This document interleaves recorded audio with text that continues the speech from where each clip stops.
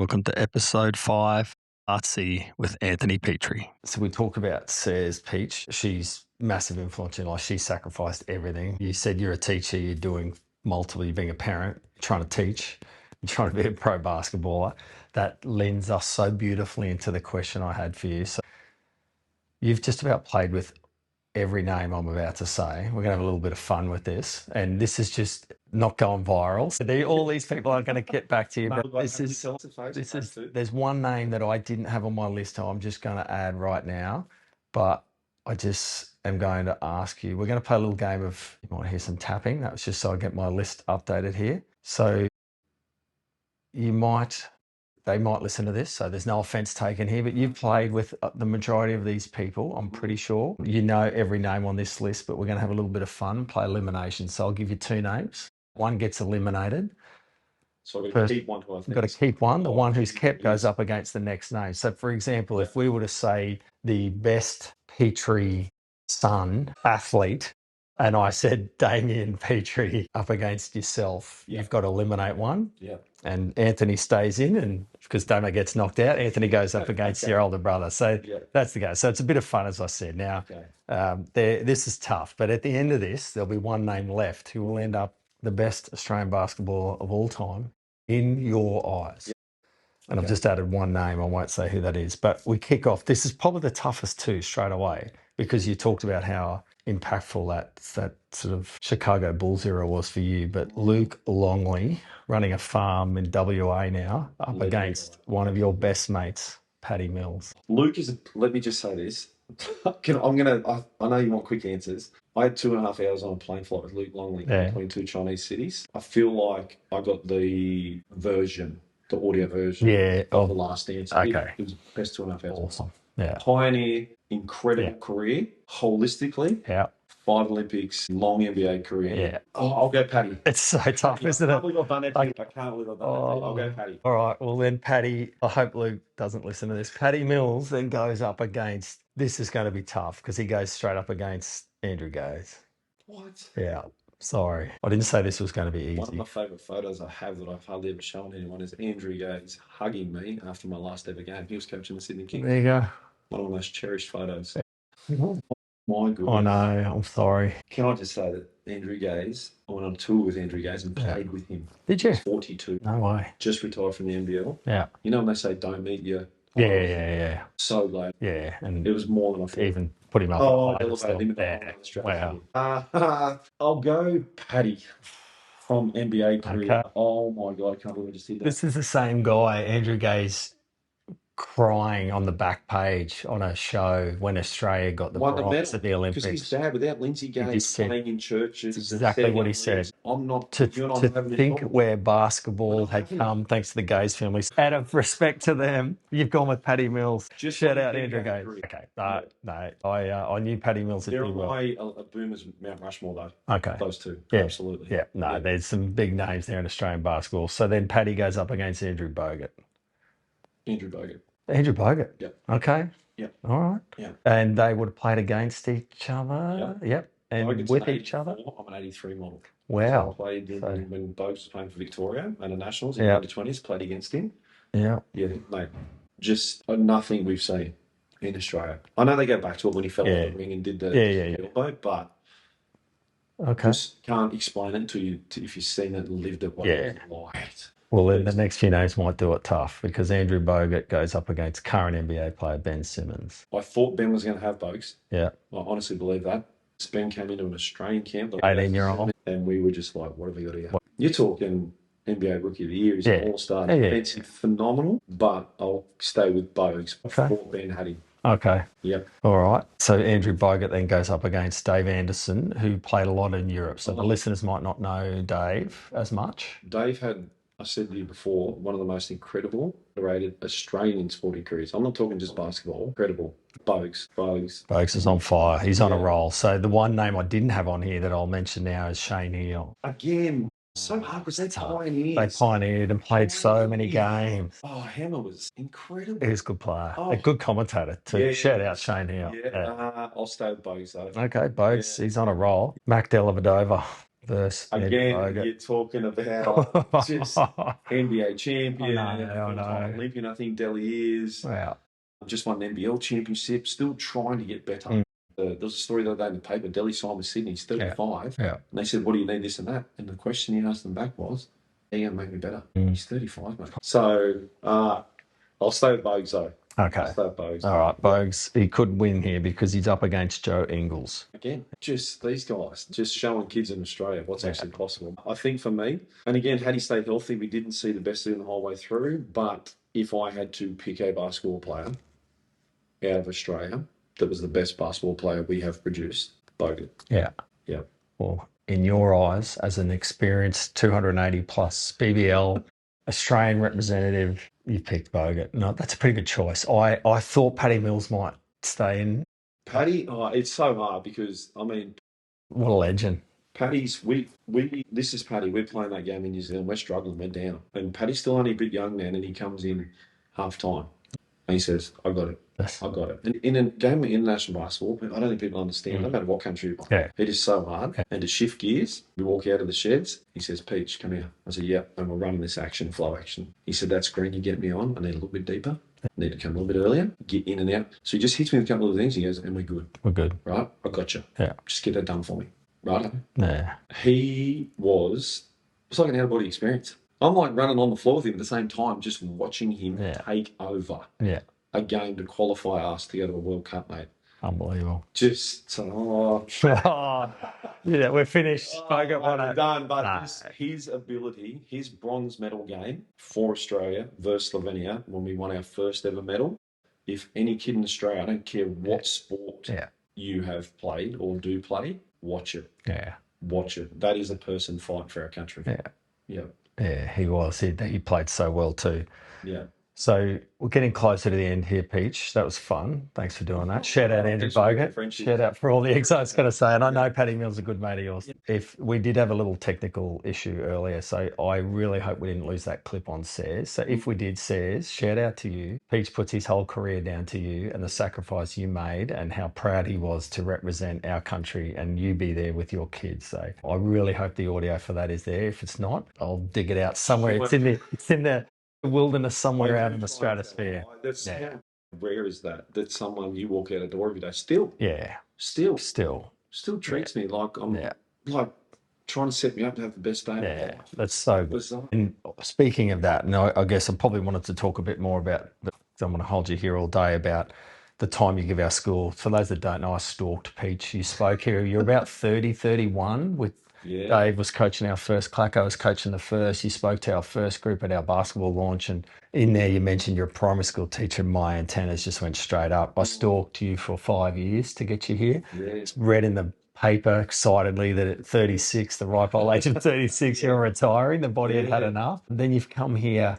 Tough question to ask you. You've had a lot of success, coach. You're an amazing player. You've got an incredible family. Your girls have gone and done amazing things. What is it about coaching boys you're so passionate about? Because you just love it. And every year you say the same thing. You go, I'll never be able to develop the rapport that I've got with these guys because they go and the next group starts. And Sayers always says to you, just be open. You're full in love with them. And then last year's group, I reckon you'd love them more than any other group. And that is a big call for me to make, but I spend a lot of time on the sidelines. I see a lot of you and the boys. You're an incredible coach. What is it that just floats your boat? Because it is time consuming and it's time away from your family and you'd rather be watching your own daughter play. What is it about it that just keeps you coming back? I think, and when I do speak to our Year 7 boys, there is one slide I put in the show there and it's of this guy bent over and he's talking to a young gentleman in the middle of a cricket pitch.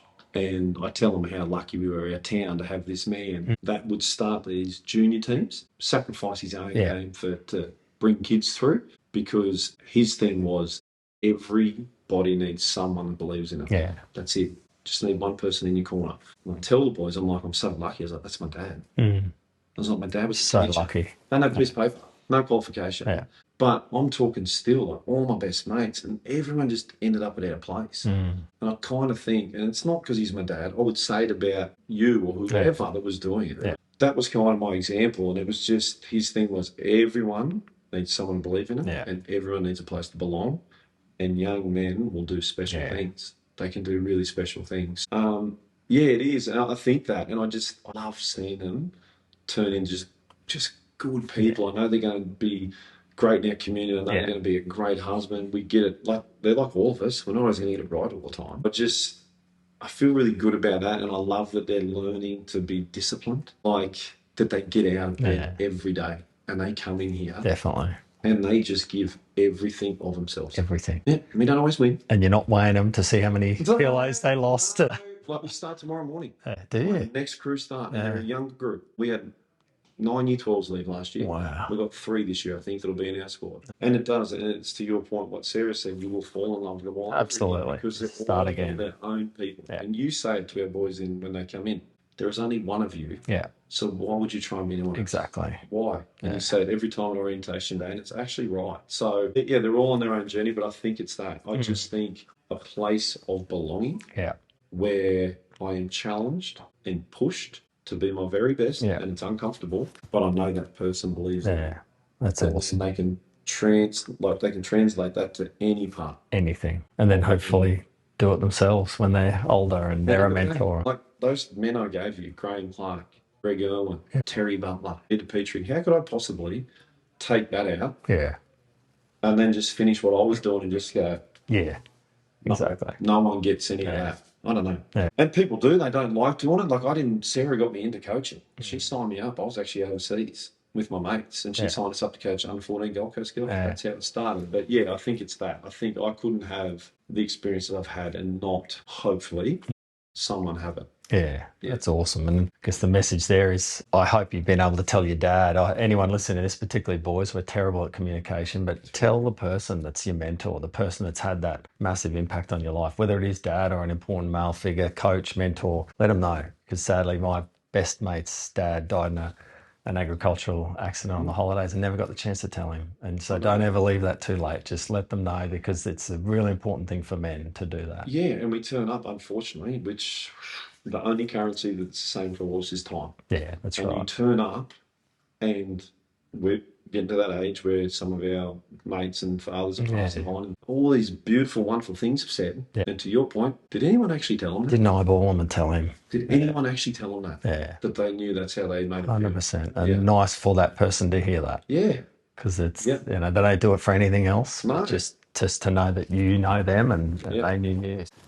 2 questions for you, Peach. One is, for the new kid turnout, we talked right at the very start about your impact you have on the Year 7 boys. You're part of a really strong team. It's a very important year, first year at TSS in the senior school. Advice for a kid turning up to TSS, whether they're a kid that loves playing the trumpet, whether they're a kid that loves acting on stage, whether they've come from Tenterfield and love rugby league, cricket and basketball. What advice would you give to a young boy entering TSS or a young Anthony Petrie entering high school? Well, I'm going to steal yours. I think it's so true. It's just be you. Yeah. There's only one of you.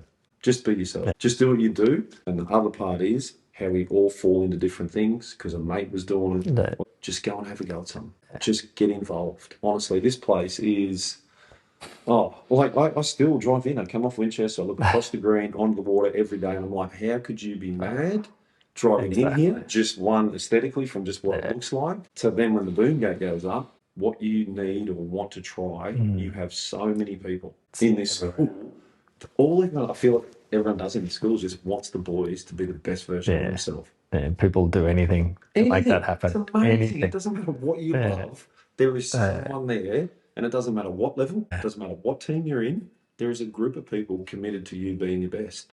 So I just think it's such a great space. You turn up, you love what you love, you be you, and then just try and evolve some things, and you'll create a pathway for yourself. I love that. And I love that if a little guy in grade 7 or 8 can't see it, he can't be it. But the boys that are it are so humble and give back, and the boys on your court, as you said earlier, not taking your words, not creating them for you, but you want them to be good men. That's the most important thing. You want them to be what you want the Year 7s and 8s to be when they're older. Give time to the young guys. Doesn't matter how good you are. Make your teammates better, but also have time for the little guy and to watch the little fellas at half time and after your games get around, and the boys include them in the war cry. Just go, there you go. There's the next 8 years solved. It's awesome. It's like when our boys go across and ref the prep comp. Prep comp. Turn up there, I love it's it. like I was saying. Yeah. The Chris Smiths, the Matt Campbells, Andrew McKenzie's. I was the same age, year 6, looking at them in year 12 in Tenterfield. They were the guys. Thinking they're 25. They were the guys. Exactly. So when a Preston Legacy, Ben Tweedy, when these guys, and Indy Cotton, when they go across there, that's the example. It's in action. Seeds just planted right there and then. All right, so we talked about lots of good people making things possible for kids here. Give me a name of a good person I need to interview. Kate Galley. Yeah. She is head of year 7. Yeah. So she is my first protocol of boss. You are the big boss. She is my everyday answer to. Like Kate's just, you talk about what we're talking about going through, and life and balance and partnerships with your partner, and like Price, TSS old boy, her husband, one of the best surgeons getting around. I think Kate's his receptionist at the time. Poor bugger. She's always ringing him, but he is so busy. Yet Kate has brought 4 boys through TSS, 3 have graduated. Incredible. Outstanding. Yeah, it's just incredible young men. And here's Kate in amongst all that, working full time, like mother of 4, wife, incredible boss, has done an amazing job with the year 7 program. And again, she parks just up there and you hop out every morning. How you going, Kate? Good, Peach. How are you? That's it. Just maintaining all that. Just all over it. So just an incredible leader. And again, I'm in coaching now. You look at different leadership styles. And Kate leads through compassion, love, all of that. But everyone tries their very best for her because of who she is as a person. Exactly. And she does it her way and doesn't try to be anything else but Kate Galley. I'll look forward to interviewing her, and hopefully she's so humble she'll say no way. So you and I now have to convince her she's got to do it. You had to do it. I needed to do it. Absolutely. Like, you can't have a resource like that to hear something like about this place from her perspective. I think it'd be amazing. Absolutely. Can't wait. Not get off the hook. No way. Kate, I hope you hear this because you are getting interviewed. I've loved sitting down. We could have talked about a million things. We probably didn't talk about your family much and how challenging it's been for you having, soon to have 2 girls over in the US, both doing great things over there. I think the basketball landscape's changing, and I think the uni life in basketball, definitely, but a lot of sport over there has probably lost its organic authenticity. It's going to be professional at uni, so they're entering a whole new climate that's, you just have to be a fly on the wall, sadly. Absolutely. I said no more questions, but one I will ask you just to finish off. I've loved interviewing you. You've got so much knowledge and so measured in what you say around our school, which I appreciate. Is it harder or easier to be a parent of a good basketballer, given your career? Wow. I think it's hard for them. Yeah. I do feel for them. And I think I learn a lot by being Jess's parent. Yeah. Yeah. Yeah. All that girl taught Sarah and I will somehow make us look like we were right. That's all she's done. It is difficult. It is really difficult. I spoke about the pride in the name. But I didn't have that. So Dad and Mum are incredible bush sportsmen. You hear people talk about them all the time. Should have left. But I think when she goes in and it's Sarah and Anthony's daughter, it's not Jess. In the shadow. A little bit. But yeah, I think it's easier when she arrived at the point of the mindset of it's go time. Yeah. I want to do it. Can you help? Yeah. Can you help? Yeah. So yeah, it can be hard because you know what it looks like. But then when they do, you are a point of resource of, But they ultimately, you see parents, which is fine. We're going down track again, but like, we've got to do this, you've got to go here, you've got to play the game. If you come and ask me, and you've seen me in here late at night, 100%. Coming in here and want to work out, I'm your guy. Yeah, I'll get up, I'll bring it down because it's them. Yeah. That's fueling the work. Yeah. It's not the other way around. Yeah, they gotta want to. It's the classic. Are you at training or in training? Big difference. Good message for parents. Big difference. They have to drive it. But yeah, now to the point where Jess has moved. Jess has learnt this year that she has lost a bit of the purity of sport. Yeah. With the college landscape. Yeah. That's another 2-hour podcast. That is. It has outgrown myself. I looked after her on her first deal. I looked after Emma's deal in Utah.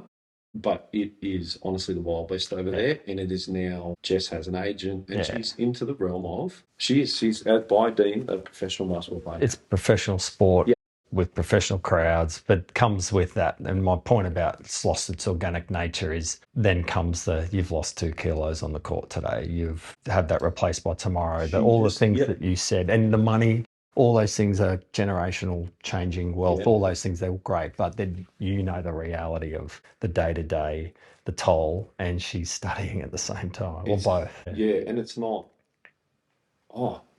there's days where it's not fun. And living away, that far away from home. Yeah, it's really hard. But as I said, like I said to you, and it is, Jess, and it gets to a point where either, sweetie, you love it and you want it, or you don't want it.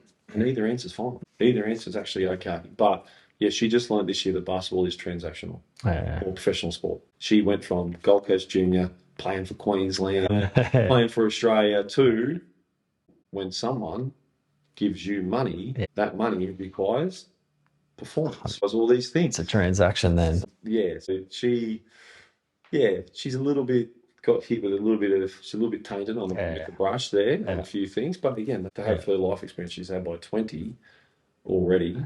It's amazing. And now she's a better resource for Emma. Yeah. Who's just about to go. Who's just has lived it. Yeah. Yeah. And you kind of go in with your eyes open now. The second daughter. So I hope for them health and happiness. I hope for all your kids, for your family. I selfishly hope you can stay here forever, but I know that you'll be a very sought after professional coach.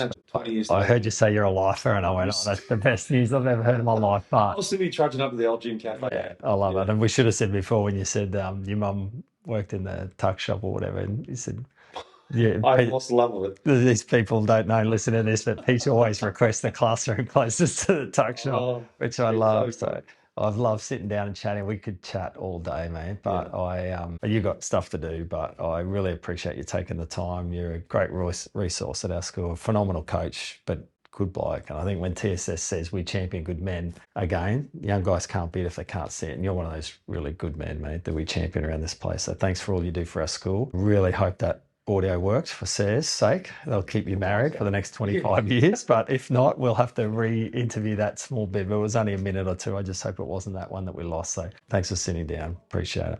All good. Thanks, mate. Oh, how good was that? What a great interview. Just one of life's true good guys, good country guy with a great heart, Anthony Petrie. Hope a lot of parents and boys get to listen to that episode. And can't wait to release our next episode with our strength and conditioning coach, Damien Mendes. Another life very well lived.